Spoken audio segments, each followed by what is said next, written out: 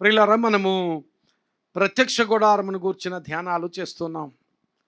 ఈ ప్రత్యక్ష గుడారమును గూర్చి ఇంతకుముందు 30 సందేశాలు అందించబడ్డాయి మీకు. అలాగే ఈరోజు మనం ధ్యానం చేయబోతున్న సందేశం 31వ సందేశం. ఈ ప్రత్యక్ష గుడారాన్ని గురించి ఇప్పటి వరకు మనం ధ్యానం చేసిన విషయాలు క్విక్ రీక్యాప్. ఒకసారి అది ప్రత్యక్ష గుడారపు నమూనా, ఇది ప్లాన్. ఇది ఈ ప్రత్యక్ష గుడారము దేవుడే మోషేకు వివరణగా, చాలా వివరంగా ఆ ప్రత్యక్ష గుడారం ఎలా నిర్మించాలో సూచించాడు, చెప్పాడు ఆయన. ఈ ప్రత్యక్ష గుడారం చుట్టూ ప్రాకారము వంటి సన్నపు నారతో చేయబడిన, సన్నపు నార వస్త్రములతో చేయబడిన ప్రాకారం ఇది.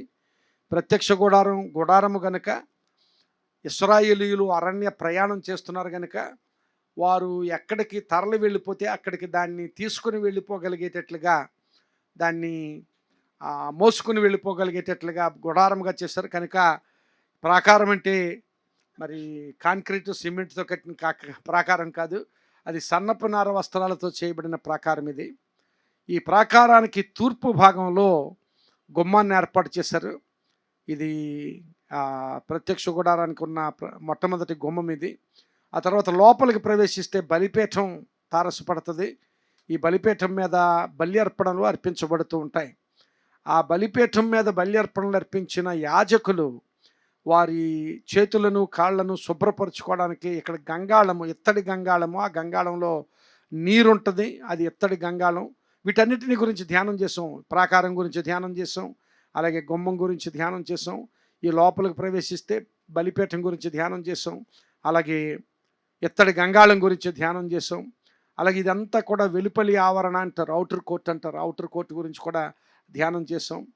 ఇది శాంక్చువరీ, అసలు మందిరం ఇది. ఈ మందిరాన్ని 2 భాగాలుగా విభజించారు. ఇది పరిశుద్ధ స్థలము, ఈ పైన ఉన్నది ఇది అతి పరిశుద్ధ స్థలము. ఈ పరిశుద్ధ స్థలంలో 3 ఉపకరణాలు ఉంచబడ్డాయి. ఇది సముఖపు రొట్టెల బల్ల, ఇది దీపవృక్షము, అలాగే ఇది ధూప వేదిక. ఈ 3 ఉపకరణాలు పరిశుద్ధ స్థలంలో ఉంచబడ్డాయి. అతి పరిశుద్ధ స్థలంలో నిబంధన మందసము అనే పరికరం ఉంచబడింది. ఈ లోపల ఇంకా మనం ప్రవేశించలేదు మన ధ్యానాల్లో. ఇంకా ఇవన్నీ ధ్యానం చేసాం. వెలుపల ఆవరణ ప్రాకారం గురించి ధ్యానం చేసాం, వెలుపల ఆవరణ గురించి ధ్యానం చేసాం, అలాగే గుమ్మం గురించి ధ్యానం చేసాం, బలిపీఠం గురించి, ఇత్తడి గంగాళం గురించి ధ్యానం చేసాం. ఈ చుట్టూ నిర్మాణం గురించి ధ్యానం చేస్తున్నాం మనం. ఈ ఈ మందిరం యొక్క నిర్మాణం గురించి ధ్యానం చేస్తున్నాం. ధ్యానం చేస్తూ మనము ఈ ప్రత్యక్షపు గుడారం, ఇదిగో ఇది ప్రత్యక్ష గుడారం నిలవబెట్టబడితే ఎలా ఉంటుంది. ఈ ప్రత్యక్ష గుడారం యొక్క ఇవన్నీ ధ్యానం చేసిన తర్వాత ఇప్పుడు ఈ నిర్మాణం గురించి ధ్యానం చేస్తూ చుట్టూ అమర్చబడిన ఈ ఈ పలకల గురించి, మరి తుమ్మకర్రతో చేసి బంగారం పొదిగించిన పలకల గురించి ధ్యానం చేసాం. అలాగే ఇప్పుడు ఈ గుమ్మం గురించి ధ్యానం చేస్తున్నాం. ప్రత్యక్షపు గుడారము లేక మందిరములోనికి ప్రవేశించే గుమ్మం గురించి మనం ధ్యానం చేస్తున్నాం. ఒకసారి నెక్స్ట్ పిక్చర్ చూపించాం. ఇది గుమ్మం. ప్రత్యక్ష గుడారం ఎలా కనిపిస్తుంది, ఆ మందిరం ఎలా కనిపిస్తుంది, ఇది గుమ్మం గురించి మనం ధ్యానం చేస్తున్నాం.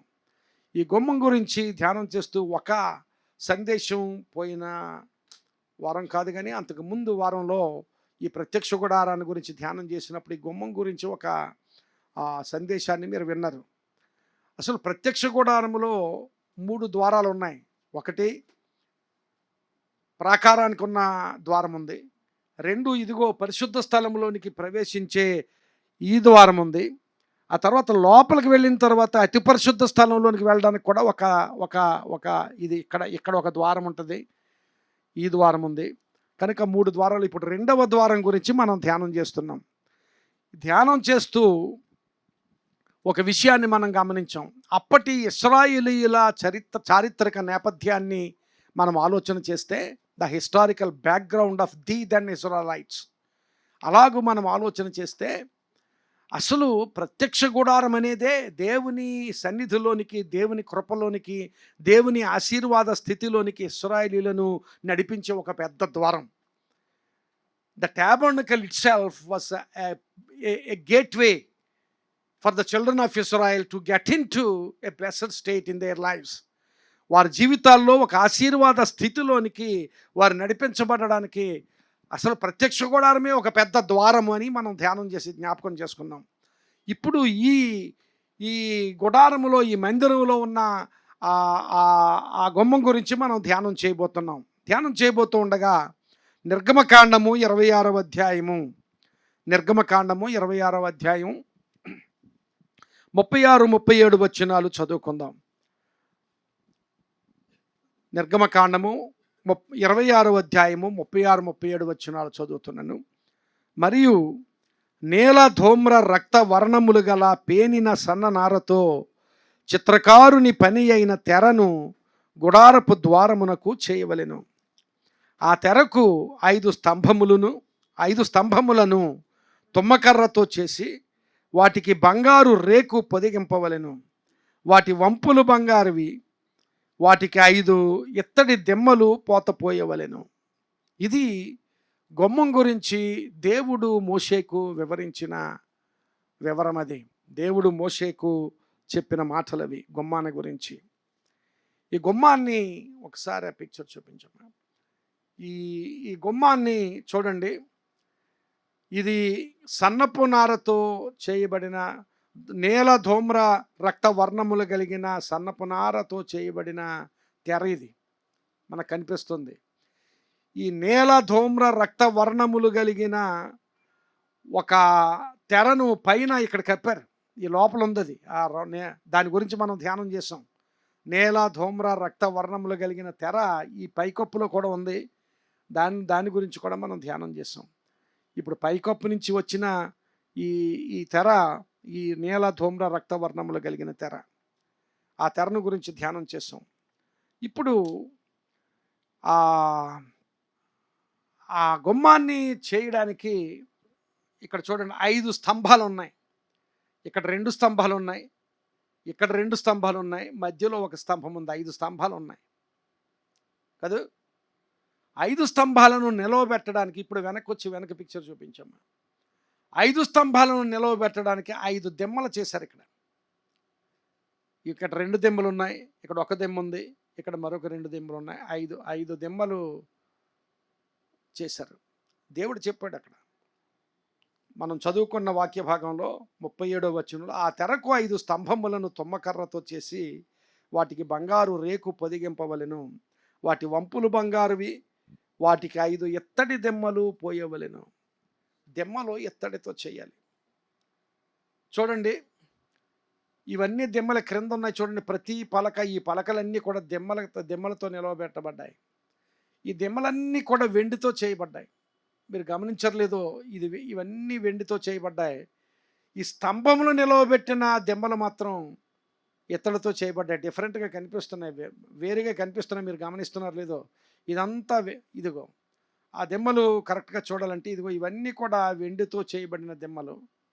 ఈ స్తంభాలు నిలవబెట్టడానికి చేసిన ఈ దెమ్మలు ఇత్తడితో చేయబడిన దెమ్మలు. దాన్ని గమనించాలి. ఈ ఇత్తడి దెమ్మలు 5 చేయమన్నాడు. ఆ 5 స్తంభాలకు 5 ఇత్తడి దెమ్మలు చేయమన్నాడు. ఇత్తడి దేవుని వాక్యంలో తీర్పుకు గుర్తుగా కనిపిస్తుంది. వెండేమో విమోచనకు గుర్తుగా కనిపిస్తుంది. ఇత్తడి తీర్పుకు గుర్తుగా కనిపిస్తుంది. ఇత్తడి తీర్పుకు గుర్తుగా చాలా వాక్య భాగాల్లో మనం ఇంతకు ముందు కాలంలో కూడా ధ్యానం చేసాం. ఇత్తడి తీర్పుకు గుర్తుగా కనిపిస్తుంది. మనము ఈ ప్రత్యక్ష గుడారపు ధ్యానాలు చేస్తూ ఈ ప్రత్యక్షపు గుడారంలో ప్రతి అంశము క్రీస్తుకు సాదృశ్యంగా మనం చూస్తున్నాం. క్రీస్తుకు గుర్తుగా చూస్తున్నాం. పాత నిబంధనలో క్రీస్తుకు గుర్తుగా ఉన్న ఛాయగా మనం దాన్ని చూస్తున్నాం. యెషయా గ్రంథము 53వ అధ్యాయము 5, 6 వచనాలు చూస్తే అక్కడ ఈ మాటలు ఉన్నాయి. యెషయా గ్రంథము 53వ అధ్యాయము 5, 6 వచనాలు. మన అతిక్రమములను బట్టి అతడు గాయపరచబడెను, మన దోషములను బట్టి నలుగొట్టబడెను, మన సమాధానార్థమైన శిక్ష అతని మీద పడెను, అతడు పొందిన దెబ్బల చేత మనకు స్వస్థత కలుగుచున్నది. మనమందరము గొర్రెల వలె త్రోవ తప్పితిమి, మనలో ప్రతివాడును తనకిష్టమైన త్రోవకు తొలిగెను, యెహోవా మనందరి దోషమును ఆయన మీద మోపెను. కొన్ని మాటలు మీకు చూపిస్తున్న వాక్య భాగంలో మన సమాధానార్థమైన శిక్ష అతని మీద పడెను. చివరిలో మనందరి దోషమును దేవుడు అతని మీద మోపెను. ఈ ఎత్తడి తీర్పుకు గురితైతే ఆ తీర్పు అసలు మనందరం కూడా తీర్పు ముందు నిలవబడవలసిన వారం. ఎందుకంటే మనందరం పాపం చేసాం. మనందరిలోనూ పాపం ఉన్నది కనుక మనందరము కూడా తీర్పు ముందు నిలవబడవలసిన వారం. అయితే యేసుక్రీస్తు ప్రభువులో మనకున్న గొప్ప ఆధిక్యత, గొప్ప భాగ్యం ఏమిటంటే నీకు బదులుగా నాకు బదులుగా ఆయన తీర్పు తీర్చబడిన స్థితి అక్కడ వాక్యంలో చూస్తాం. మన సమాధానార్థమైన శిక్ష అంటే నేను దేవునితో సమాధానపరచబడడం కోసం నేను పొందవలసిన శిక్ష, నీవు దేవునితో సమాధాన పడడం కోసం నీవు పొందవలసిన శిక్ష ఆయన మీద పడెను. చివరిగా మనందరి దోషములను దేవుడు అతని మీద మోపెను. దేవుడు అతని మీద మోపెనని చెప్పడంలో యేసుక్రీస్తు ప్రభు మనందరి నిమిత్తం, నీ నిమిత్తం నీవు తీర్పు ముందు నిలవబడాలి. కానీ నీవు తీర్పు ముందు నిలవబడకుండా ఆయన నీ పక్షంగా ఆయన తీర్పు పొందడు, ఆయన నా పక్షంగా తీర్పు పొందాడు అనే విషయం మన పాపముల నిమిత్తము యేసు తీర్పు తీర్చబడడం మనకి దేవుని వాక్యంలో ఇది ఒక్కచోటే కాదు, చాలా చోట్ల అలాంటి సందర్భాలు, అలాంటి వాక్య భాగాలు మనం చూడగలం. యేసుక్రీస్తు ప్రభు నా పాపముల నిమిత్తం తీర్పు తీర్చబడడం. ప్రియులారా, యేసుక్రీస్తు ప్రభు మన పాపముల కొరకు తీర్పు తీర్చబడడం అనేది ఏదో భావజాలంలో మాత్రమే తీర్పు తీర్చబడడం కాదు. ఆయన నిజంగానే తీర్పు తీర్చబడ్డాడు. ఆయన సిలువకు ముందు కొన్ని వాక్య భాగాలు మీకు చూపిస్తాను. యోహాను సువార్త 18వ అధ్యాయము 38వ వచనం నేను చదువుతున్నాను. యోహాను సువార్త 18వ అధ్యాయం 38వ వచనంలో పిలాతు తీర్పు తీర్చాడు ఆయనకి. పిలాతు సత్యమనగా ఏమిటంటే నేను సత్యమునకు సాక్ష్యం ఇవ్వడానికి పుట్టాను అని ఆ ముందు వచనంలో చెప్పాడు ఆయన. చెప్పినప్పుడు పిలాతు సత్యమనగా ఏమిటి అని ఆయనతో చెప్పాను. అతడు ఈ మాట చెప్పి బయటనున్న యూదుల యొద్దకు తిరిగి వెళ్ళి ఆయన చెప్పిన మాట ఏంటంటే అతని యందు ఏ దోషమును నాకు కనబడలేదు. దేవునికి స్తోత్రం చెప్దాం. హల్లెలూయా. అతని యందు ఏ దోషము కనబడకపోయినా తీర్పు ముందు నిలవబడ్డానికి కారణం ఏమిటంటే నీ దోషం కోసం, నా దోషం కోసం. అతని యందు ఏ దోషము నాకు కనబడలేదు. 19వ అధ్యాయం 4వ వచనం, అదే సువార్త 19 నెక్స్ట్ పేజీలో చూస్తే 19వ అధ్యాయం 4వ వచనం. పిలాతు మరలా వెలుపలికి వచ్చి ఇదిగో ఈయన యందు ఏ దోషమును నాకు కనబడలేదని మీకు తెలియనట్లు ఈయనను మీ యొద్దకు వెలుపలికి తీసుకొని వచ్చుచున్నానని వారితో చెప్పాను. ఈయన యందు మరలా చెప్తున్నాడు, ఈయన యందు నాకు ఏ దోషం కనపడలేదు. అక్కడే 6వ వచనంలో మరొక మాట, 6వ వచనం 19వ అధ్యాయం 6వ వచనం. ప్రధాన యాజకులను బంట్రౌతులను ఆయనను చూచి సిలువ వేయమని కేకలు వేయగా పిలాతు ఆయన యందు ఏ దోషమును నాకు కనబడలేదు గనుక మీరే ఆయనను తీసుకొని పోయి సిలువ వేయడని వారితో చెప్పాను. పిలాతు 3 సార్లు తీర్పు తీర్చిన పిలాతు 3 సార్లు ఆయన యందు ఏ దోషము నాకు కనబడలేదు, ఏ దోషము కనబడలేదని ఆయన చెప్పిన, తీర్పు తీర్చిన పిలాతు చెప్పిన మాటలు. ప్రియులారా, యేసుక్రీస్తు ప్రభు నీ కొరకు నా కొరకు తీర్పు ముందు నిలవబడ్డాడు. ఆయన యందు ఏ దోషము లేదని. ఇంకొకటి ఏమిటంటే ఆయనను పట్టుకుని అక్కడికి తీసుకుని వచ్చిన వారికి కూడా తెలుసు ఆయన యందు ఏ దోషం లేదని. తీర్పు తీర్చిన వారికి తెలుసు ఆయన యందు ఏ దోషం లేదని. ఒక తీర్పు కాదు, పిలాతు మాత్రమే తీర్పు తీర్చిన వాడు కాదు. యేసుక్రీస్తు ప్రభు సిలువకు ముందు తీర్పు తీర్చబడిన సంఘటనలు మనం చూస్తే అక్కడ 6 దశలలో యేసుక్రీస్తు ప్రభువుకు తీర్పు తీర్చబడింది. 6 దశలు. మొట్టమొదటిగా అన్న అనే అతని దగ్గరికి తీర్పుకు తీసుకుని వెళ్ళి మొట్టమొదట గెత్సెమనే తోటలో ఆయన పట్టుకున్న తర్వాత అన్న అనే అతని దగ్గరికి, అతడు అంతకు ముందు ప్రధాన యాజకుడు, ఆ ప్రధాన యాజకుని దగ్గరికి, ఆ ప్రధాన యాజకుడిగా పరిగణించబడుతున్న అన్న దగ్గరికి అప్పుడు యేసుక్రీస్తు ప్రభువును తీర్పుకు తీసుకుని వెళ్ళారు.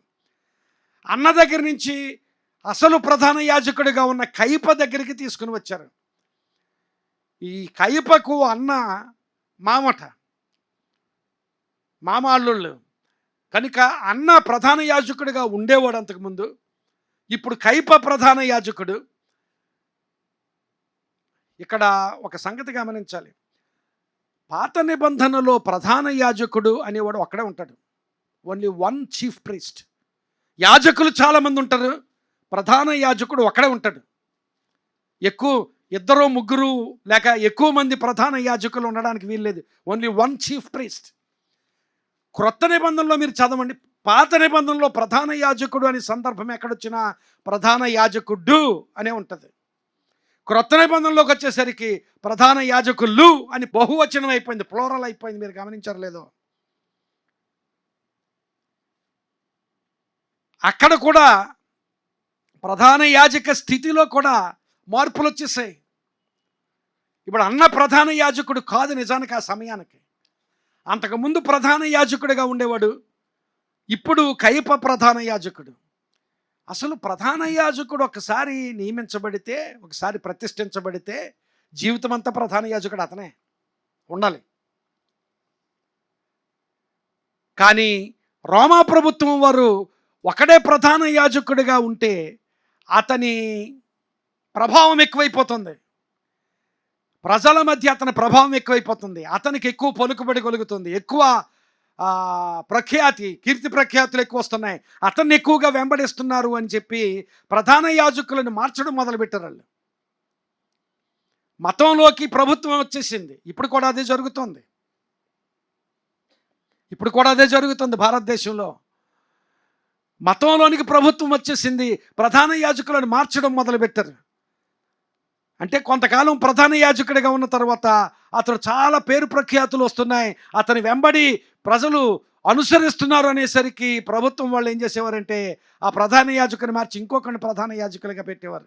ఒకవేళ వాళ్ళ పిల్లలైనా లేకపోతే మరొకరైనా అలాగూ ప్రధాన యాజకులు పెరిగిపోయారు. కానీ ఇక్కడ గమనించవలసింది ఏంటంటే, ప్రభుత్వం ఆదేశం మేరకు రిటైర్ అయిపోయిన ప్రధాన యాజకుడు ఉంటాడు కదా, అంటే అలాగే అర్థం చేసుకుంటే ప్రభుత్వం ఆదేశం మేరకు రిటైర్ అయిపోయిన ప్రధాన యాజకుడు, ఆయన ప్రధాన యాజకుడు అఫీషియల్గా ప్రధాన యాజకుడు కాకపోయినా ప్రధాన యాజకత్వపు ఆ ఆధిక్యతను మాత్రం ఎంజాయ్ చేస్తూ ఉండేవాడు. ఇప్పుడు అన్న దగ్గరికి ఎందుకు తీసుకుని వెళ్ళాలి? అన్న ప్రధాన యాజకుడు కాదు. He was not at all a chief priest. కయప మాత్రమే ప్రధాన యాజకుడు. కైఫస్ దగ్గరికి తీసుకుని వెళ్ళొచ్చు యేసుక్రీస్తు ప్రభుని, కానీ అన్న దగ్గరికి కూడా తీసుకుని వెళ్ళారు. అన్న ప్రధాన యాజకుడు కాదు. అంటే అప్పటికి అన్న ప్రధాన యాజకుడు కాకపోయినా పెద్దవాడు, ముందు ప్రధాన యాజకుడిగా ఉన్నవాడు, ఆ సీనియారిటీ అనుభవం ఉన్నవాడు, అతను కూడా కొంతవరకు ఒకవేళ దేవాలయంలోనికి వెళ్ళకపోయినా బయట సమాజంలో ప్రధాన యాజక ఆధిక్యతను ఎంజాయ్ చేస్తుండేవాడు. కనుక ఇప్పుడు అన్న దగ్గరికి తీసుకుని వెళ్ళరు, కైప దగ్గరికి తీసుకుని వెళ్ళారు యేసుక్రీస్తు ప్రభుని. అసలు అన్నే తీర్పు తీర్చగలిగిన వాడైతే అక్కడే తీర్పు తీర్చేసేవాడు, కానీ అన్నకాయ అధికారం లేదు కనుక కైప దగ్గరికి తీసుకుని వెళ్ళమన్నాడు.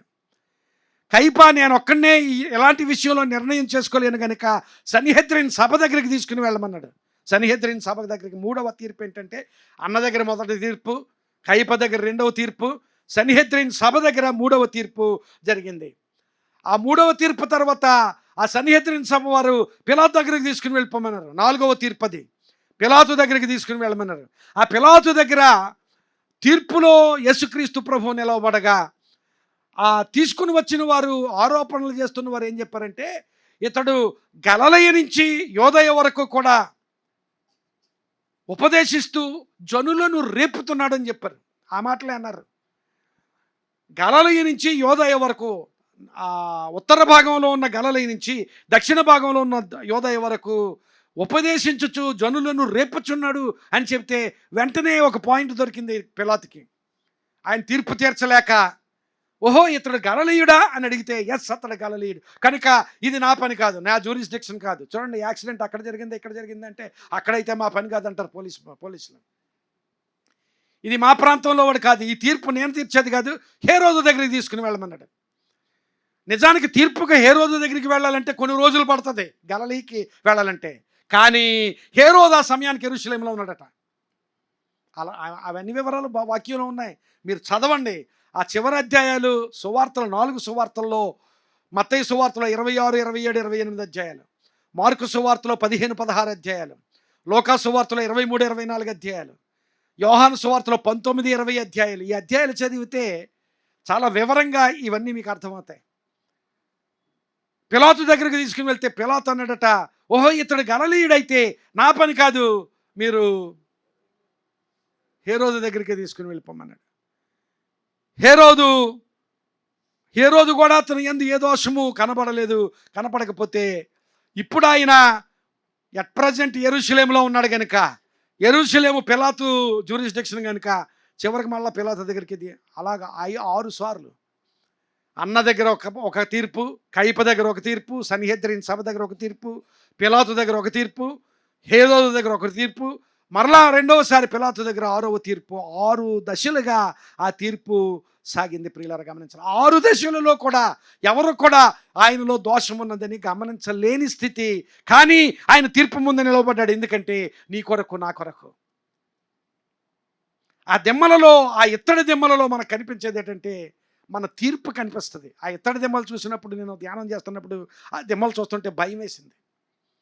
ఎస్, నేను జడ్జిమెంట్ ముందు నిలవబడాలి. ఆ దెమ్మలు చూసినప్పుడు అది తీర్పుకు గుర్తయితే నేను ఆ న్యాయ తీర్పు ముందు నేను నిలవబడాలి. అలాంటి తీర్పును యేసుక్రీస్తు ప్రభు అనుభవించి నా పక్షంగా ఆయన అనుభవించాడు. రోమాపత్రిక 3వ అధ్యాయము 24 నుంచి 26వ వచనం వరకు చూస్తే అక్కడ ఈ మాటలు ఉన్నాయి. నేను చదువుతున్నాను చూడండి. రోమాపత్రిక 3వ అధ్యాయము 24, 25, 26 వచనాలు.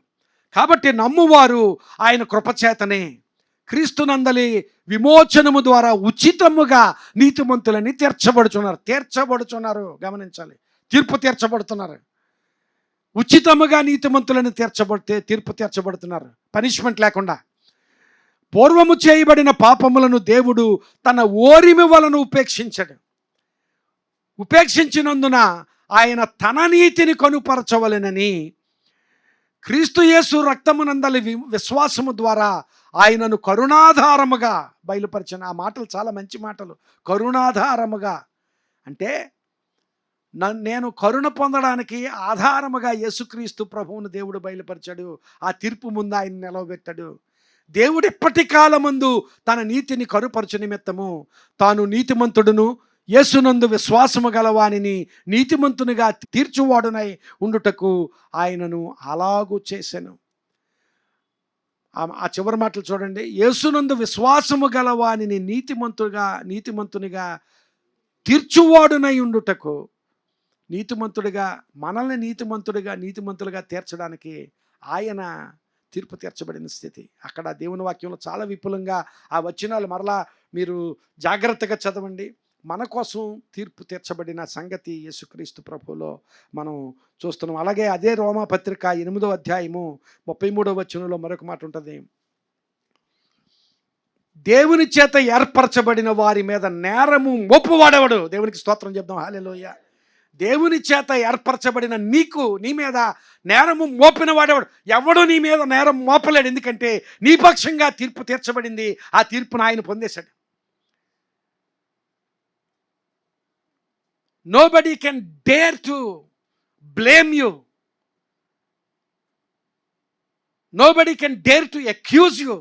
నీ మీద ఎవడు కూడా నేరం మోపలేడు. ఎందుకు అంటే ఆ నేరము, నీ నేరాన్ని ఆయన మోసాడు, నీ దోషాన్ని ఆయన మోసాడు. దేవుని చేత ఏర్పరచబడిన వారి మీద నేరము మోపువాడేవాడు? నీతిమంతులుగా తీర్చువాడు దేవుడే నీతిమంతులుగా తీర్చాడు. వాక్యం నేర్చుకుంటున్న కాలంలో, దేవుని వాక్యాన్ని స్టడీ చేస్తూ వాక్యం నేర్చుకుంటున్న కాలంలో ఒక ప్రశ్న వస్తూ ఉన్నది. నేను పాపం చేయడం ఏంటి? ఆయన శిక్ష పొందడం ఏంటి? నేను విడుదల పొందేయడం ఏమిటి? What is this? అంతే కదా, నేను పాపం చేశాను, నేను తప్పు చేశాను, తప్పు చేసినందుకు నేను శిక్ష అనుభవించాలి.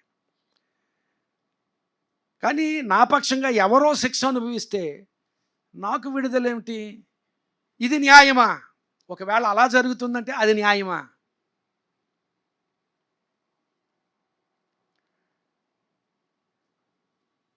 ఒక అద్భుతమైన రాజ్యం, ఆ రాజ్యంలో ఒక రాజు ఉన్నాడట. ఆ రాజ్యానికి రాజుగారు ఉన్నారు.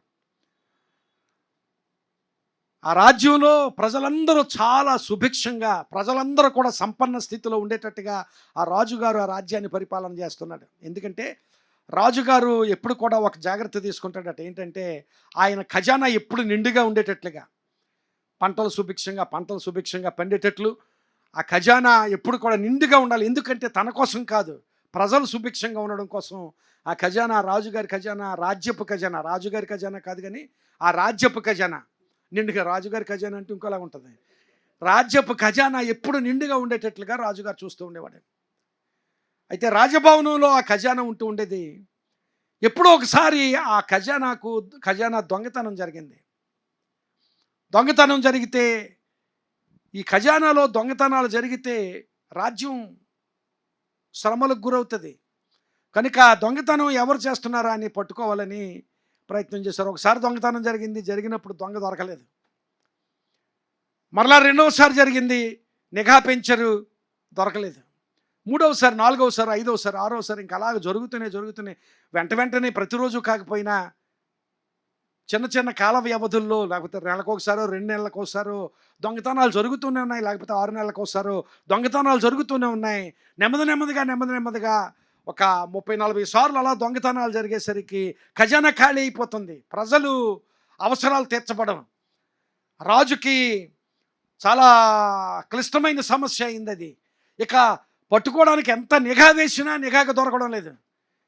రాజకోట చుట్టూ నిఘా ఉంచారు, కోటలో నిఘా ఉంచారు. నిఘా ఎంత వేసినా నిఘాకు దొరకడం లేదు. దొంగతనాలు మాత్రం రెగ్యులర్గా జరుగుతూనే ఉన్నాయి. ఖజానా ఇంచుమించుగా ఖాళీ అయిపోయే పరిస్థితి ఏర్పడింది. చివరికి ఒక్కసారి దొంగను పట్టుకోవడం జరిగింది. దొంగ ఎవరు అంటే రాజుగారి కుమార్తె. రాజకుమార్తె విలాసవంతమైన జీవితం అలవాటు పడి, ఆ అమ్మాయి ఇంకా వివాహం కూడా కాని రాజకుమార్తె, ఆమె దొంగతనం చేస్తుంది. ఆ రాజు ఖజానాలో ఈ దొంగతనాలు జరుగుతున్నప్పుడు ఖజానాలో దొంగతనం చేసే వారికి శిక్ష కూడా ముందుగానే ప్రకటించాడు. అంటే ఆ శిక్ష ముందుగా ప్రకటిస్తే దొంగతనాలు చేసేవాళ్ళు ఆగుతారని ప్రకటించాడు. కానీ దొంగతనం ఆగలేదు. ఎందుకంటే బయట నిఘా పెట్టాడు, కోట బయట నిఘా పెట్టాడు, కోటలో నిఘా పెట్టాడు, ఇంటిలో నిఘా పెట్టలేడు కదా. ఇంటిలో నిఘా పెట్టలేడు. రాజకుమార్తె దొంగతనాలు చేస్తూ ఖజానాన్ని ఖాళీ చేసేసింది. ఇప్పుడు తీర్పు తీర్చవలసిన సమయం వచ్చింది. తీర్పు సింహాసనం మీద రాజుగారు కూర్చున్నాడు. దొంగతనం చేయడం రూఢైపోయింది. ఆ అమ్మాయి నేను చేయలేదు అని చెప్పడానికి కూడా వీల్లేదు. రూఢైంది కనుక ఆ సభ ముందు రాజు, ఈ అమ్మాయి దొంగతనం చేసింది కనుక, ఖజానాను అంతటిని ఖాళీ చేసింది కనుక శిక్షార్హురాలు కనుక ఆమెను శిక్షించండి. శిక్ష ఏమిటంటే కొరడాలతో 40 దెబ్బలు, ఆ కొరడాల చివరిలో ముళ్ళు కాదు, హుక్స్ లాంటి గేలం ఉంటుంది చూడండి, గేలాలు లాంటివి ఉన్న ఆ కొరడా చివరిలో అలాంటివి అమరుస్తారు. కొట్టి లాగితే చర్మం కండరాలన్నీ వచ్చేస్తుంటాయి. అలాంటి శిక్ష 40 దెబ్బలు కొట్టాలి. ఆ 40 దెబ్బలు కొట్టడానికి ఆ కుమార్తెను అక్కడ వంగి ఉండగా ఆమెకు ఆ శిక్ష విధించాలి. శిక్షను డిక్లేర్ చేసేసాడు, శిక్షను ప్రకటించేశాడు రాజు. ఈ అమ్మాయి శిక్షకు అర్హురాలు, కమాన్ శిక్షించండి అని. శిక్షించడానికి ఆ కొరడాలతో కొట్టేవాళ్ళు ఇద్దరు అక్కడికి వెళ్ళి కొట్టబోతుంటే, ఒకసారి ఆగండి అని చెప్పి ఆ కుమార్తె అలాగే ఉంటే తండ్రి ఆ కుమార్తె దగ్గరికి వెళ్ళి వెనక నుంచి కుమార్తెని ఇలా కౌగిలించుకొని పట్టుకొని, ఇప్పుడు శిక్షించండి. 40 కొరడా దెబ్బలు రాజు తిన్నాడు. రాజు శరీరం అంతా చీల్చబడింది. రాజు చివరికి చనిపోయాడు. కుమార్తె రక్షించబడింది.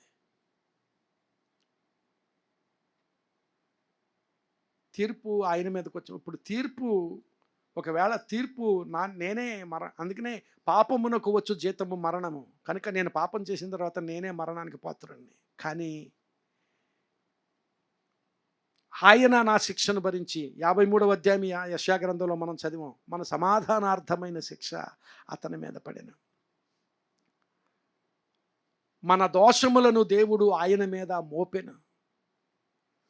ఆ విధంగా ఇత్తడి దిమ్మలు యేసుక్రీస్తు ప్రభువుకు సూచనగా కనిపిస్తుంటే, ఆ ఇత్తడి దిమ్మల్లో నేను పొందవలసిన శిక్ష, నువ్వు పొందవలసిన శిక్ష, నీవు పొందవలసిన తీర్పు, నేను పొందవలసిన తీర్పు ఆయన పొంది మనకు విమోచన అనుగ్రహించాడు. దానిలో గొప్ప కృప మనం చూస్తున్నాం. దేవునికి స్తోత్రం చెప్దాం. హల్లెలూయా, హల్లెలూయా.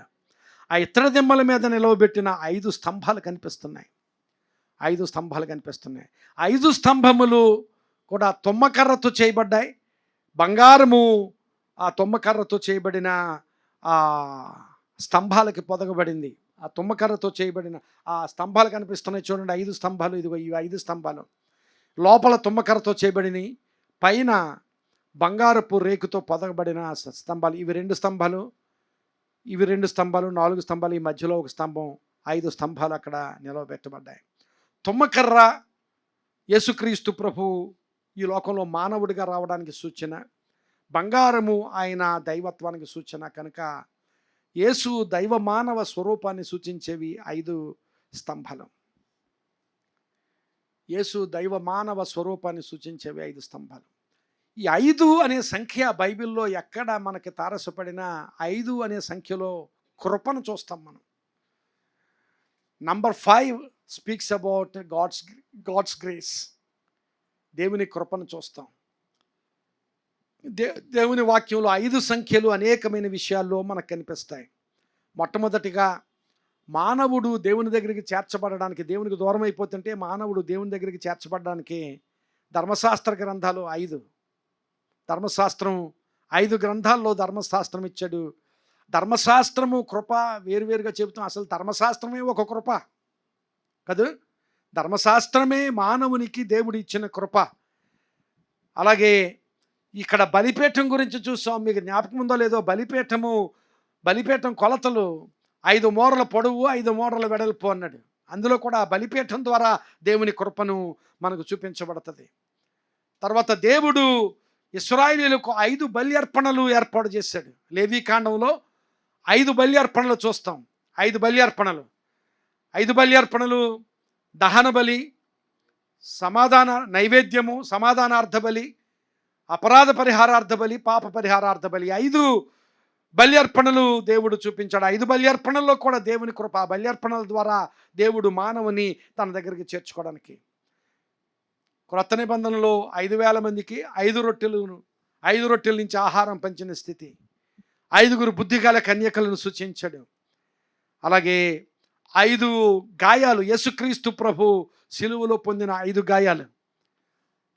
ఇంకా దానికి మించి క్రొత్త నిబంధన సంఘంలో 5 పరిచర్యలు ఎఫెసీ పత్రిక 4వ అధ్యాయంలో సూచిస్తాడు. 5 పరిచర్యలు: అపోస్తలులు, ప్రవక్తలు, సువార్తికులు, కాపరులు, ఉపదేశకులు. ఈ 5 పరిచర్యలు ఎఫెసీ పత్రికలో సంఘానికి చూపిస్తారు. ఈ 5 సంఖ్య ఎక్కడ తారసపడినా అక్కడ కృపకు సూచనగా 5 సంఖ్య కనిపిస్తుంది. 5 స్తంభాలు అక్కడ కనిపిస్తున్నాయి. ప్రియులారా గమనించాలి. యోహాను సువార్త 10వ అధ్యాయం 8-9 వచనాల్లో, యోహాను సువార్త 10వ అధ్యాయం 8-9 వచనాల్లో, గొర్రెలు పోవు ద్వారమును నేనే. ఆ మాటలు జాగ్రత్తగా గమనించాలి. గొర్రెలు పోవు ద్వారం గురించే మాట్లాడుకుంటున్నాం మనం. ఆ మందిరపు ద్వారం గురించి మాట్లాడుకుంటున్నాం. గొర్రెలు పోవు ద్వారమును నేనే. నాకు ముందు వచ్చిన వారందరూ దొంగలను దోచుకొని వారై ఉన్నారు. గొర్రెలు వారి స్వరము వినలేదు. నేనే ద్వారమును. నా ద్వారా ఎవడైనా లోపల ప్రవేశించిన ఎడల వాడు రక్షించబడిన వాడై లోపలికి పోవచ్చు, బయటకు వచ్చుచు మేత మేయుచుండును. ఆయనే ద్వారముగా సూచిస్తున్నాడు. ఆ ద్వారమంతా యేసుక్రీస్తు ప్రభువుకు సూచనగా కనిపిస్తుంది. ఎందుకంటే ఆయన చెప్పినాడు, గొర్రెలు పోవు ద్వారమును నేనే అని. యేసు ద్వారముగా ఆయన కృప ఆ ద్వారంలో మనకు కనిపిస్తుంది. యేసే ద్వారం, నేనే గొర్రెలకు ద్వారం అని అంటున్నాడు. గమనించాలి. యేసు ద్వారముగా ఆయన కృప మనకు కనిపిస్తుంది. యేసు ద్వారము అని చెప్పడం అది ఒక నూతనమైన ఆలోచన కాదు అప్పటికి. అది గమనించాలి. That was not a new thought. యేసు ద్వారముగా నేనే ద్వారాన్ని అన్నాడు. నేను ద్వారంలోనికి నిన్ను నడిపిస్తానడం కాదు. ఆ ద్వారంలో నుంచి నిన్ను నడిపిస్తాను, ఆ ద్వారాన్ని నీకు చూపిస్తాను, ఆ మాటలు చెప్పలేదు ఆయన. ఆయన ఏమన్నాడు? I myself is I myself am the gate. నేనే ఆ ద్వారాన్ని, నేనే ఆ గుమ్మాన్ని అని యేసుక్రీస్తు ప్రభు చెబుతున్నాడు. ఈ గొర్రెల ద్వారము, నేను గొర్రెలకు ద్వారాన్ని అని చెప్పిన మాటను మనం జాగ్రత్తగా గమనిస్తే, మొట్టమొదట గొర్రెల ద్వారము అనే మాట నెహెమ్యా గ్రంథంలో మొట్టమొదటిగా చూస్తాం. నెహెమ్యా గ్రంథం 3వ అధ్యాయం 1వ వచనం తెరుద్దాం ఒకసారి. నెహెమ్యా గ్రంథము 3వ అధ్యాయం 1వ వచనం. ఆ వచనం చదివే ముందు అక్కడ సందర్భం ఏమిటంటే, బబులోను దేశం నుంచి ఆ బబులోను దేశపు రాజు నెబుకద్నెజరు వారి జనులు వచ్చి యెరూషలేము పట్టణాన్ని, యోధా దేశాన్ని ధ్వంసం చేసేసారు. చేసి కొంతమందిని చెరలోనికి తీసుకుని వెళ్ళిపోయారు. యోధా ప్రజలను చెరలోనికి తీసుకుని వెళ్ళిపోయారు. యెరూషలేము ప్రాకారాలని కూల్చేశారు. యెరూషలేము మందిరాన్ని పడద్రోశారు. ఆ ప్రాకారాలు కూలిపోయాయి. ఈ యూదులు బబులోను చెరలో 70 సంవత్సరాలు చెరలో ఉన్న తర్వాత దేవుడు వారికి విడుదలనిచ్చినప్పుడు నెహెమ్యాను అక్కడి నుంచి పంపించి ఆ గోడలు నిర్మించడానికి, యెరూషలేము పట్టణంలో పడిపోయి శిథిలమైన గోడలను నిర్మించే బాధ్యతను నెహెమ్యాకు దేవుడు అప్పగించాడు. అఫ్కోర్స్ నెహెమ్యా ప్రేరేపించబడ్డాడు. ఆ గోడలు కట్టడానికి నెహెమ్యా తనకు తానుగా ప్రేరేపించబడి ఆ యెరూషలేము పట్టణానికి వచ్చి ఆ గోడల నిర్మాణం మొదలుపెట్టాడు. మొదలుపెట్టినప్పుడు ఆ గోడల నిర్మాణంలో మొట్టమొదట 3వ అధ్యాయం 1వ వచనంలో, ఆ 3వ అధ్యాయం అంతా చదివితే యెరూషలేములో 10 ద్వారాలు, 10 గుమ్మాలు, యెరూషలేము పట్టణం చుట్టూ ప్రాకారం, ఆ ప్రాకారానికి అక్కడక్కడ 10 గుమ్మాలు కనిపిస్తాయి. చాలా కాలం క్రితం యెరూషలేము ద్వారాల గురించి మనం ధ్యానం చేసాం, ఒక సిరీస్ చేసాం. 10 గుమ్మాల గురించి సిరీస్ చేసాం. అది ఎప్పుడో నాకు జ్ఞాపకం లేదు, కానీ చాలా సంవత్సరాలు అయింది. ఆ గుమ్మాలన్నిటి గురించి 3వ అధ్యాయంలోనే ఉంటుంది. మీరు తర్వాత ఇంటికి వెళ్ళిన తర్వాత ధ్యానం చేయండి.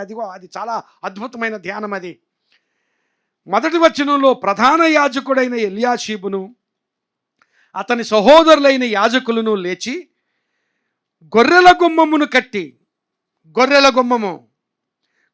గుమ్మమును కట్టి ప్రతిష్ఠించి తలుపులు నిలిపిరి. హమ్మేయా గోపురము వరకును, హనన్యేలు గోపురము వరకును ప్రాకారమును కట్టి ప్రతిష్ఠించిరి. ఆ మాటలు గమనించాలి. అధ్యాయం అంతటిలో ఒకసారి మీ దగ్గర బైబిల్స్ నెహెమ్యా గ్రంథం తెరవండి, 3వ అధ్యాయం చూడండి. ఆ అధ్యాయం అంతటిలో కూడా 10 గుమ్మాలు అక్కడ నిర్మించబడ్డాయి. 10 గుమ్మాలు మరలా బాగు చేయబడ్డాయి, ఎందుకంటే అంతకుముందు శిథిలమైపోయాయి. 10 గుమ్మాలు అక్కడ నిలవబెట్టారు.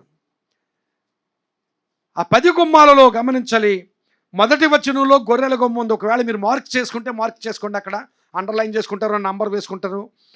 1వ వచనంలో గొర్రెల గుమ్మం ఉంది. 3వ వచనంలో మత్స్యపు గుమ్మం అని 2వ గుమ్మం ఉంది.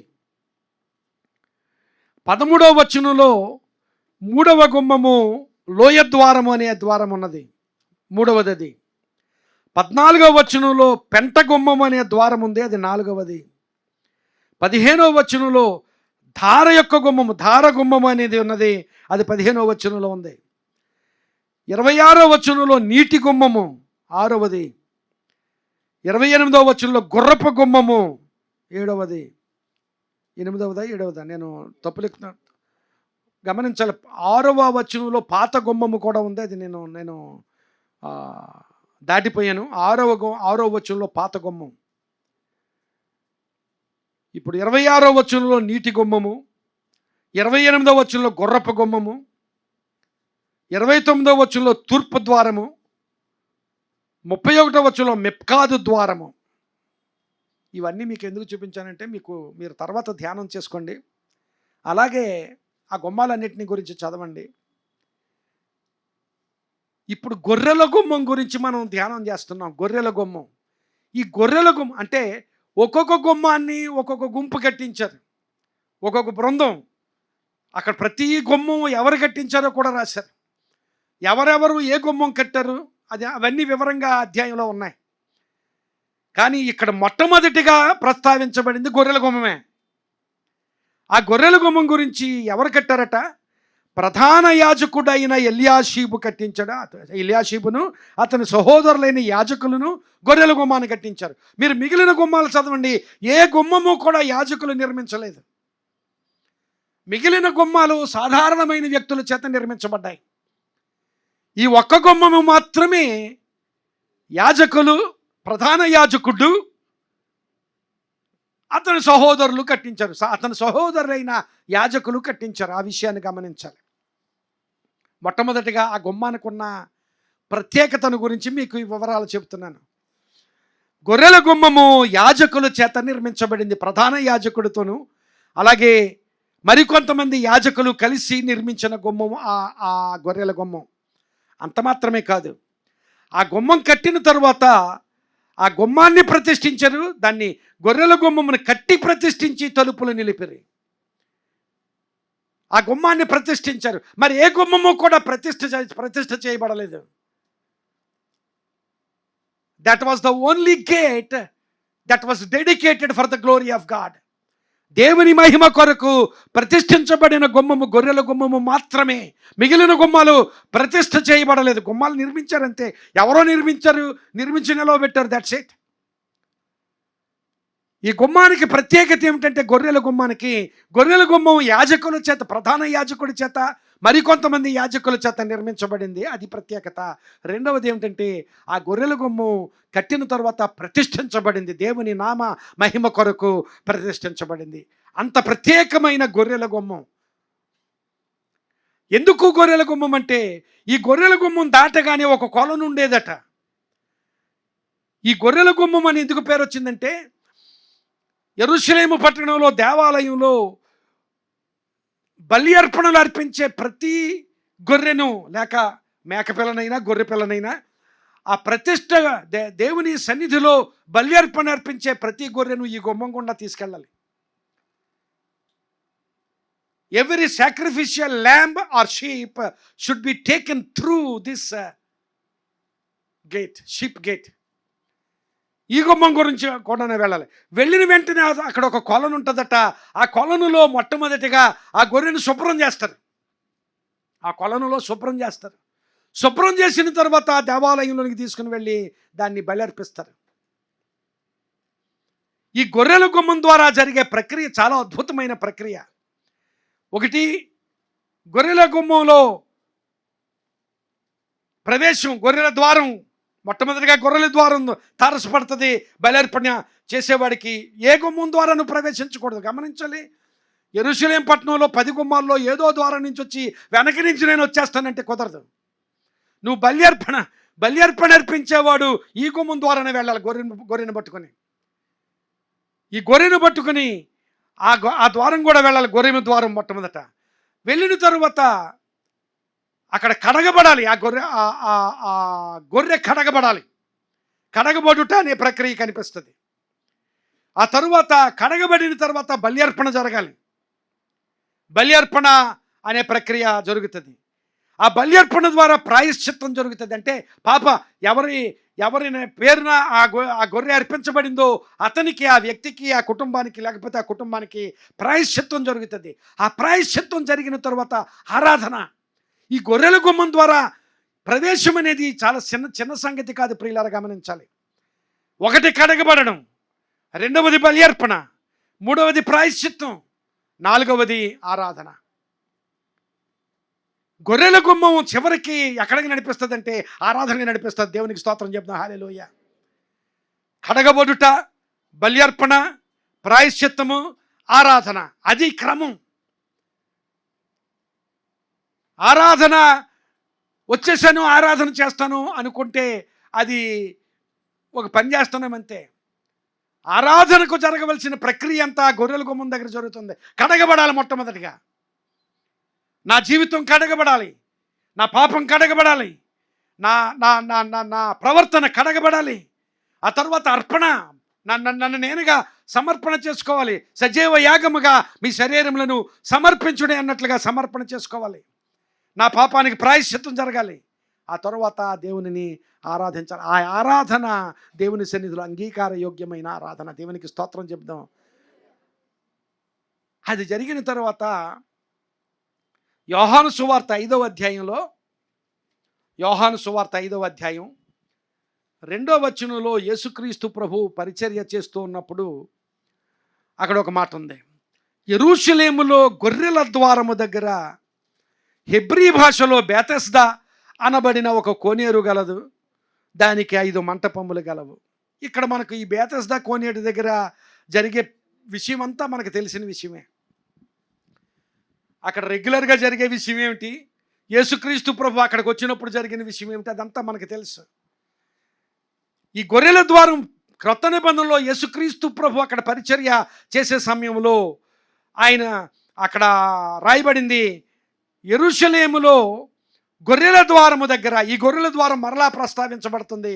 గొర్రెల ద్వారము దగ్గర బేతెస్దా, హిబ్రీ భాషలో బేతెస్దా అనబడిన ఒక కోనేరు గలదు. మనకు తెలుసు ఆ కోనేరు చుట్టూ 5 మంటపాలు ఉన్నాయి. రకరకాల వ్యాధులు కలిగిన వారు ఆ మంటపాల్లో పడి ఉన్నారు. అందులో ఒకానొక వ్యక్తి గురించి ప్రత్యేకంగా చెప్పబడింది. 38 సంవత్సరాల నుంచి వ్యాధి గలవాడు లేవలేక తన పరుపు మీదే పడి ఉండి అక్కడ ఉంటున్నాడు. అతని దగ్గరికి యేసుక్రీస్తు ప్రభు వచ్చాడు, అతన్ని స్వస్థపరిచాడు అనే విషయం అదంతా మనకు తెలుసు. ఈ గొర్రెల ద్వారము దగ్గర గమనించాలి, అక్కడ గొర్రెల ద్వారం కనిపిస్తుంది. గొర్రెల ద్వారం దాటి వెళ్ళగానే బెతెస్దా అనే కోనేరు కనిపిస్తుంది. నేను ఇంతకుముందు కొలను అని చెప్పాను, అదే బెతెస్దా కోనేరు. బెతెస్దా అనే కోనేరు కనిపిస్తుంది. ఆ కోనేరు దగ్గర ఎవడున్నాడట, వ్యాధి గలవారు చాలామంది ఉన్నారు. అందులో ప్రత్యేకంగా ఒక వ్యాధి గలవాడు గురించి యేసు అక్కడ వాక్యంలో ప్రస్తావించబడింది. చాలామంది ఉన్నారు కానీ ఒకడి గురించి అక్కడ ఒకడికి పరిచర్య జరిగిన సంగతి అక్కడ మనం గమనించగలం. అక్కడికి ఆ వ్యాధి గలవారు ఉన్న చోటకి ఎవరు వచ్చారు, యేసుక్రీస్తు ప్రభు వచ్చాడు. యేసుక్రీస్తు ప్రభు వచ్చాడు. ఆ వ్యాధి గలవారు ఉన్న చోటికి యేసు అక్కడికి రావడం జరిగింది. యేసు అక్కడికి వచ్చి ఆ వ్యాధి గలవాణిని స్వస్థపరిచాడు. స్వస్థపరచడం మాత్రమే కాదు, ఆ వ్యాధి గలవాణిని రక్షణలోనికి నడిపించాడు. స్వస్థపరిచిన తర్వాత వాడు వెళ్ళిపోయాడు. వాడు వెళ్ళిపోయిన తర్వాత ఎవరో అడిగారట, నిన్ను స్వస్థపరిచిన వాడెవడు అంటే అడిగితే నాకు తెలియదు అన్నాడు వాడు. I do not know who healed me. ఈ లోకంలో చాలామంది అలాగే ఉన్నారు. ఇప్పుడు యేసు దగ్గర స్వస్థత, యేసు దగ్గర మేలు, యేసు దగ్గర అన్నీ పొందుకుంటారు కానీ యేసు ఎవరో తెలుసుకునే ప్రయత్నం కానీ యేసును అనుభవించే ప్రయత్నం కానీ చేయరు. వాడు అడిగాడట, వాడిని అడిగితే అతను ఎవరో తెలియదు కానీ నీ పరుపెత్తుకుని నడవమన్నాడు, నేను నడిచేశాను, స్వస్థపడ్డాను. అతను ఎవరో మాత్రం నాకు తెలియదు. తరువాత ఎక్కడో యేసుక్రీస్తు ప్రభువు అతన్ని కనుగొని, దేవాలయం దగ్గర అతన్ని కనుగొని అతనితో చెప్పాడట, ఏమని, మరి ఎక్కువ కీడుకు కలుగకుండానట్లు ఇక నీవు పాపం చేయవద్దు. అంటే ఇంతకు ముందు వచ్చిన జబ్బు ఎందుకు వచ్చిందంటే పాపం వల్ల. మరీ ఎక్కువ కీడు కలుగకుండానట్లు ఇక పాపం చేయొద్దని చెప్పాడంటే ఆ మాటలో అర్థమేముందంటే ఇంతకుముందు నీకు కలిగిన కీడు, నీకు కలిగిన వ్యాధి నీ పాపం వలన వచ్చిందయ్యా, ఇక పాపం చేయొద్దు అని చెప్తే అప్పుడు అతడు రక్షణలోనికి నడిపించబడ్డాడు. యేసుక్రీస్తు ప్రభు రక్షకుడిగా స్వస్థపరిచాడు. ఈ ప్రక్రియ మనం గమనించాలి. యేసుక్రీస్తు ప్రభు ఏం చెప్పాడంటే, నేనే గొర్రెలకు ద్వారమును. ఆ కాలంలో గొర్రెలకు ద్వారం ఏర్పాటు చేసి ఆ గొర్రెల దొడ్డి అని పిలిచేవారు. ఆ గొర్రెల దొడ్డిని ఏర్పాటు చేసి ఆ ద్వారం దగ్గర కాపరే పడుకునేవాడట. ద్వారం వేసి లేకపోతే తలుపు వేసి తలుపు తీయడం కాదు, ఆ ద్వారం దగ్గర ఆ కాపరే పండుకుని ఉండేవాడు. ఎవరైనా ఆ గొర్రెలను దొంగతనం చేయడానికి వచ్చినా కాపరిని దాటుకుని వెళ్ళాలి. ఒకవేళ ఏదైనా గొర్రె ఆ దొడ్డిలో నుంచి బయటికి వెళ్ళాలి అన్నా కాపరిని దాటుకుని వెళ్ళాలి. అక్కడ రాత్రి సమయంలో ఆ కాపరి అక్కడ గుమ్మం దగ్గర ఆ ద్వారం దగ్గర పడుకుని ఉండేవాడు. ఆయనే ద్వారం అయిపోయాడు. అందుకనే ఆ యోహాను సువార్తలో మనం చదువుకున్న వాక్య భాగంలో గొర్రెలు పోవు ద్వారమును నేనే అన్నాడు. ఇంకొక మాట, గొర్రెలు పోవు ద్వారాన్ని నేను అనలేదు, నేనే అని చెప్పడంలో అంతే కదా. నేను గొర్రెల ద్వారాన్ని అని చెప్పడం ఒక రకంగా ఉంటుంది, నేనే గొర్రెల ద్వారాన్ని అని చెప్పడం ఇంకొకటి. గొర్రెలు పోవు ద్వారాన్ని నేనే. చూడండి 10వ అధ్యాయము యోహాను సువార్త 8-9 వచనాలు. గొర్రెలు పోవు ద్వారమును నేనే. 9వ వచనంలో నేనే ద్వారమును, నా ద్వారా ఎవడైనా లోపల ప్రవేశించిన ఎడల గొప్ప ఆశీర్వాదం అని చెప్పాడు. గొర్రెలు పోవు ద్వారమును నేనే. ప్రియులారా గమనించాలి, ఇక్కడ పాత నిబంధనలో గొర్రెల ద్వారమును చూసాం, ఇప్పుడు క్రొత్త నిబంధనలో గొర్రెల ద్వారాన్ని చూస్తున్నాం. పాత నిబంధనలో గొర్రెల ద్వారం, నెహెమ్యా గ్రంథంలో గొర్రెల ద్వారాన్ని చూసాం. అక్కడ గొర్రెల ద్వారం గుండా ఒక గొర్రె లోపలికి వెళితే జరిగేది ఏమిటంటే ఆ గొర్రె మరణం జరుగుతుంది, అంతే కదా. అక్కడ బలి అర్పణ, గొర్రె అర్పించబడేది, ఆ గొర్రె మరణం జరుగుతుంది. కానీ క్రొత్త నిబంధనలో ఈ గొర్రెల ద్వారం ద్వారా లోపలికి వెళ్ళిన వాడు, ప్రియులారా గమనించాలి, అక్కడ జీవం పొందుకుంటాడు. దేవునికి స్తోత్రం చెప్దాం, హల్లెలూయా. పాత నిబంధనలో గొర్రెలు లోపలికి ప్రవేశించినప్పుడు ఆ గొర్రెలకు మరణం. క్రొత్త నిబంధనలో మనం గొర్రెలం, ఆయన గొర్రెల కాపరి, మనం గొర్రెలము. ఒకవేళ ఎవరైనా మీరు గొర్రెలంటే ప్రౌడ్గా చెప్పండి, ఎస్ నేను గొర్రెనని, సిగ్గుపడక్కర్లేదు. మీరు గొర్రెలని ఎవరైనా అంటే ఎస్, ప్రౌడ్గా, I'm proud to be a sheep, I'm proud to be a sheep of Jesus. నేను యేసుకు గొర్రెగా ఉండడానికి అతిశయపడుతున్నాను, గర్వపడుతున్నానని చెప్పండి. ఎందుకంటే ఆయనే ద్వారమై ఉండగా ఆ ద్వారంలో మనం ప్రవేశిస్తే మనకు జీవం. అక్కడే 10వ వచనంలో చెప్పాడు. 10వ వచనంలో ఏమని చెప్పాడంటే, గొర్రెలకు జీవము కలుగునట్లు అది సమృద్ధిగా కలుగుటకు నేను వచ్చి తిని. 10వ అధ్యాయం 10వ వచనం, యోహాను సువార్త 10వ అధ్యాయం 8-9 వచనాలు చదివాం. తర్వాత ఇప్పుడు 10వ వచనంలో గొర్రెలకు జీవము కలుగునట్లు అది సమృద్ధిగా కలుగునట్లు నేను వచ్చి తిని అని ప్రభువు చెప్పిన సందర్భం. ప్రియులరా, ఆయన ద్వారముగా గొప్ప కృప, త్వరగా ఆయన ద్వారముగా గొప్ప కృప అయితే ఆయన కృపలో మనం పొందుకునే ఆశీర్వాదాలు అక్కడ 9వ వచనంలో చెప్పాడు. ఆయన యోహాను సువార్త 10వ అధ్యాయం 9వ వచనంలో త్వరగా ఆశీర్వాదాలు మీకు చూపిస్తాను. 10వ అధ్యాయం 9వ వచనంలో అక్కడ అంటున్నాడు, నేనే ద్వారమును, నా ద్వారా ఎవడైనా లోపల ప్రవేశించిన ఎడల వాడు రక్షించబడతాడు. మొట్టమొదటిగా ఎవడైనా లోపల ప్రవేశిస్తే మొట్టమొదటిగా ఆ వ్యక్తికి కలిగే గొప్ప ఆశీర్వాదం ఏంటంటే the first ever blessing, the best blessing. ఇంకంతకంటే గొప్ప ఆశీర్వాదం లేదు. మొట్టమొదటిగా నేను గొర్రెల కాపరిగా ఉన్నాను, నేనే కాపరిని, నేనే ద్వారాన్ని. ఈ ద్వారం గుండా ఎవడైనా లోపల ప్రవేశిస్తే మొట్టమొదటిగా వాడు పొందుకునే ఆశీర్వాదం ఏంటంటే హీ విల్ బీ సేవ్డ్. ఎంతకన్నా గొప్ప ఆశీర్వాదం లేదు. ఏ ఆశీర్వాదమైనా దాని తర్వాతే. నీ స్వస్థత అయినా, నీ మేలైనా, నీ ఉద్యోగమైనా, నీ చదువు అయినా, లేకపోతే నీ నీ నీ ఆర్థిక సమృద్ధి అయినా, ఏదైనా సరే మొట్టమొదట ఎవడైనా ప్రవేశిస్తే మొట్టమొదట రక్షించబడిన వాడై వెళ్తాడు. He will be saved. ఆ రక్షణ నీవు కొనుక్కునేది కాదు. ఎఫెసీ పత్రిక 2వ అధ్యాయం 8వ వచనంలో మీ విశ్వాసము ద్వారా కృపచేతనే మీరు రక్షించబడి ఉన్నారు. కృపచేత, ఆయన కృప, యేసు కృపను గురించి మాట్లాడుతున్నాం. విశ్వాసము ద్వారా కృపచేతనే మీరు రక్షించబడి ఉన్నారు. ఆయన కృపచేత నేను రక్షిస్తాడు. Only thing you need to do is you need to enter in to that gate. ఆ గుమ్మంలో నువ్వు ప్రవేశిస్తే నీకు రక్షణ. మరొక విషయం ఏమన్నాడంటే ఆ వచనంలో, రక్షించబడిన వాడే, ఎవడైనా ప్రవేశిస్తే వాడు రక్షించబడిన వాడే లోపలికి పోవచ్చు, బయటకు వచ్చుచ్చు అని చెప్పడంలో నువ్వు వెళ్ళేటప్పుడు వచ్చేటప్పుడు భద్రత, యూ విల్ హ్యావ్ సెక్యూరిటీ, భద్రత. నువ్వు లోపలికి వెళుతూ బయటకు వచ్చుచ్చు.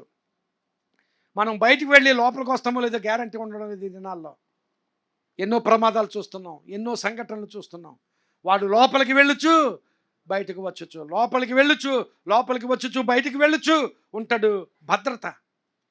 భద్రత సూచిస్తుంది. ఆ మాటలు భద్రతను సూచిస్తున్నాయి. ఆ మాటలు స్వేచ్ఛను చూపిస్తున్నాయి. ఆయన లోపల ఆ గొర్రెల దొడ్డులో ఉంచి బంధించి ఉంచేవాడు కాదు. నీవు లోపలికి వెళ్ళొచ్చు, బయటికి రావచ్చు. అలాంటి స్వేచ్ఛను, అలాంటి భద్రతను సూచించే మాటలు.